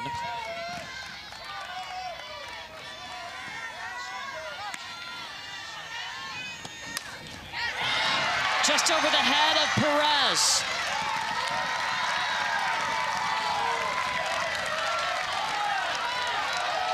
Oh, call an obstruction?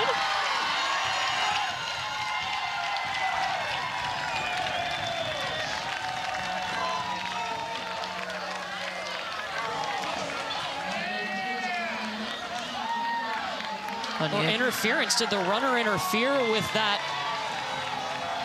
grab? We need to see this play again. Yeah.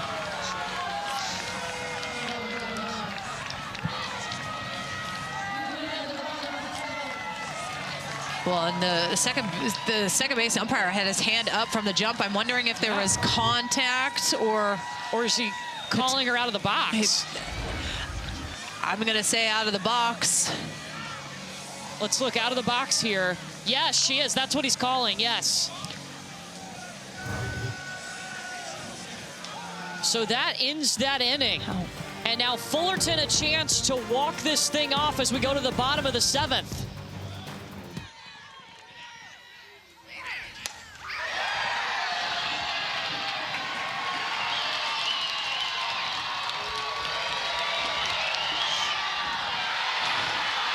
Sarah Perez just thrown out at third.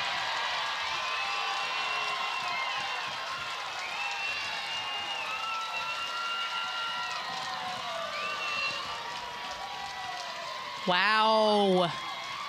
Courtney.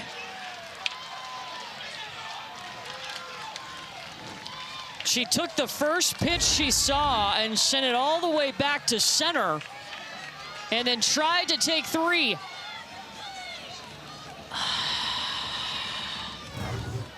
And they're going to review this.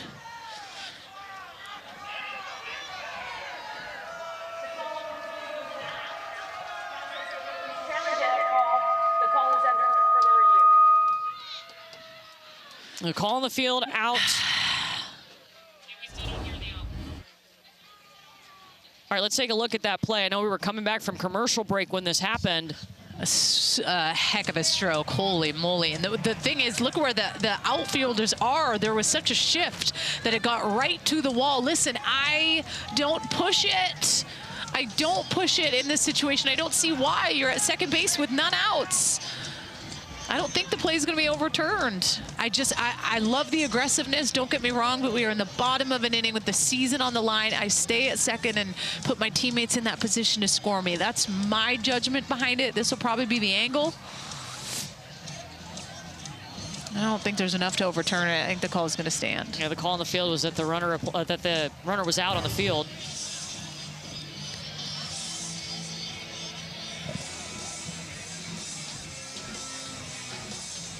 And I'm not saying that I don't love aggressiveness, because I totally do. It's just she's at leadoff, so she'd be at second base right now with none out. Right. At the top, top of the lineup. A single away from winning the game. Exactly.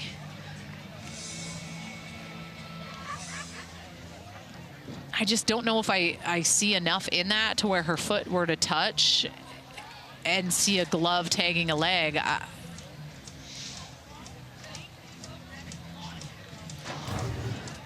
Trust me, I've been wrong before. I sometimes say a call stands and it does not stand, but there has to be enough conclusive evidence to overturn the call, and I'm not sure I see it.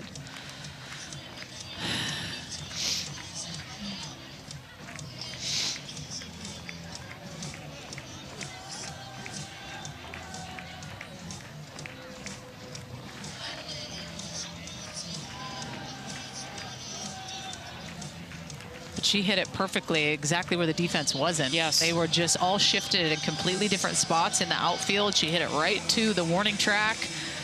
I think she probably knew that that shift was going on, so she knew that ball was going to get over there. By far the fastest player on the team, no doubt. Oof.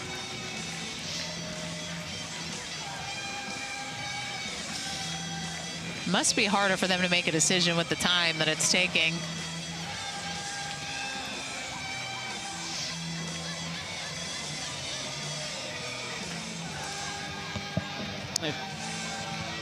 All replay reviews going to Pittsburgh, and they have a decision.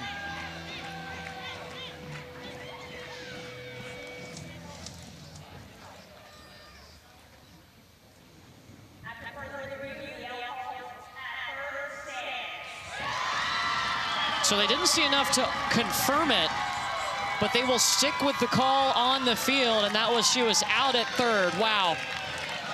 So instead of having the winning run on second, a single away from walking off this game, you got one out, nobody on.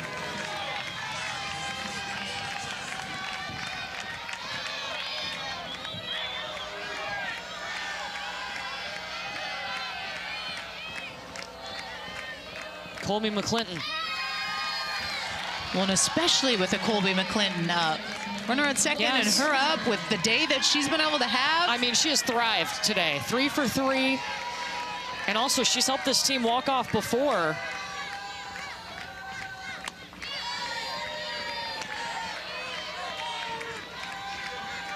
It was in the Big West tournament against Hawaii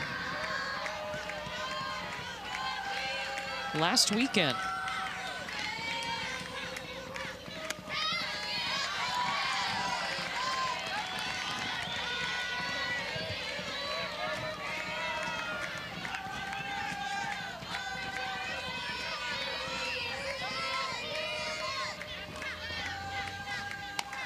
Good lights, good at bat.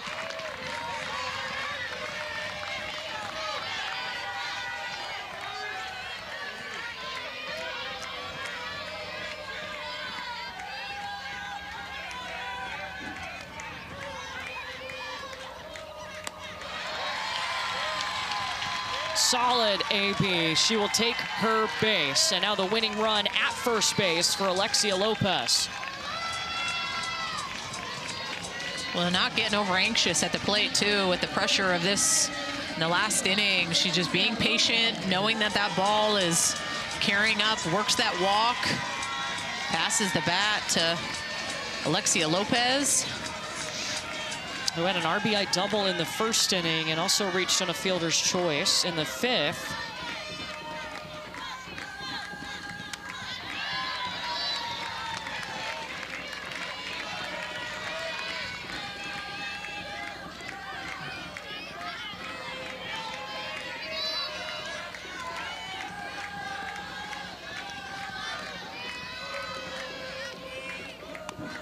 Oh, that hits Alexia Lopez.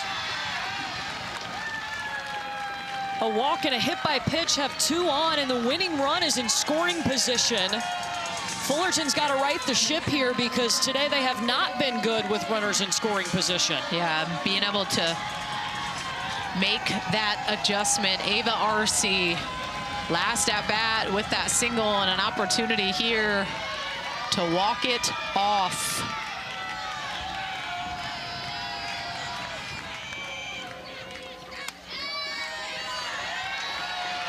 You can see the frustration a little bit from Donava. Feels like she's getting squeezed a little. I do feel like that's a pitch that she had got called earlier on in this game. Brandon Telesco is going to go out to the circle, along with Haley Archer.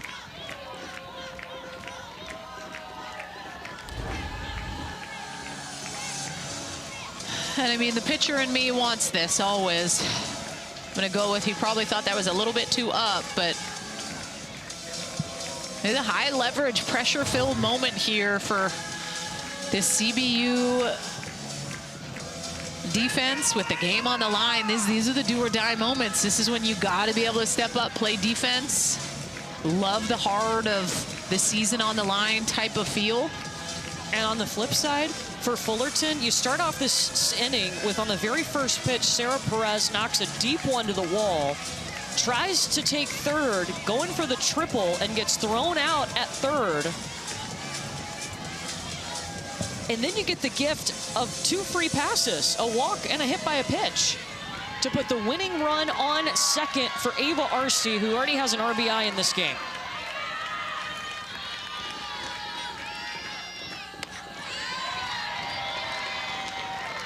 Well, and you have to know that as a hitter, too, at this point. Like, hey, we are 2-0.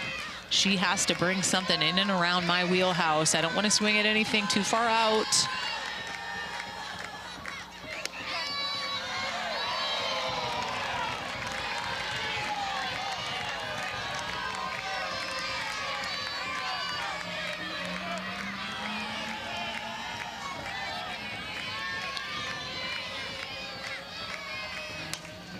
Ava Arce, it gets down. McClinton speeding around. McClinton diving in. Arce calls game.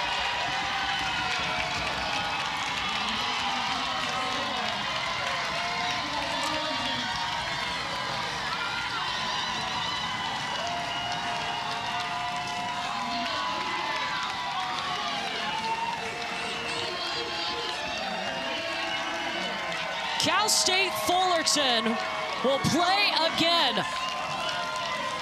Man. A walk-off from Ava Arce. Gosh. It's so good, right? You sit up here and you watch the moment so big for Ava Arce, and then on the flip side, you see some of these broken hearts for CBU. Donava walking off with tears in her eyes. Man. Our Capital One rewarding performance. Not a hard one to pick. Ava Arce with the walk-off. So good. Goes with it, finds the gap. Incredible. I love me a bottom of the 7th, walk it off type moment. I love the adjustments from Cal State Fullerton. We hadn't seen them a lot throughout the game, but they did in this last inning when it mattered the most to continue their season on, to fight another game. And that next game is coming pretty quickly, Danielle. About 30 minutes. They'll get set to take on South Carolina in another elimination game. But for California Baptist, a season of first, a historic season under a new first-year head coach. This is a Lancer program that will be back. Yes, very fun to watch. I mean, I almost felt like it was historic last night, what they were able to do. Coming into their first ever regional, a 10 spot on UCLA, hard fought, a confident, believe me type group. Man, the tears hit hard, but these are just the memories that they will remember in the game forever. Excited to see how this CBU team continues to keep getting better. So 11 Eastern will be our first pitch, 8 o'clock local time. So in about 45 minutes, our first pitch will be South Carolina and Cal State Fullerton. The Gamecocks are going to be the home team, and that is an elimination game. The winner of our next game will move on to face UCLA in the regional final tomorrow. Our bracket is getting filled in. 3 teams left in this Los Angeles regional. South Carolina and Cal State Fullerton about to put their seasons on the line again. Yeah, it's going to be a dogfight for sure. These two teams, I feel like there's a little bit of momentum here for Cal State Fullerton. There's nothing like winning on a walk-off, so we shall see. The Titans live to play another day. They tighten up and walk it off in the bottom of the 7th inning. We will see you in about 45 more minutes for South Carolina and Cal State Fullerton. Winner going on to the regional final.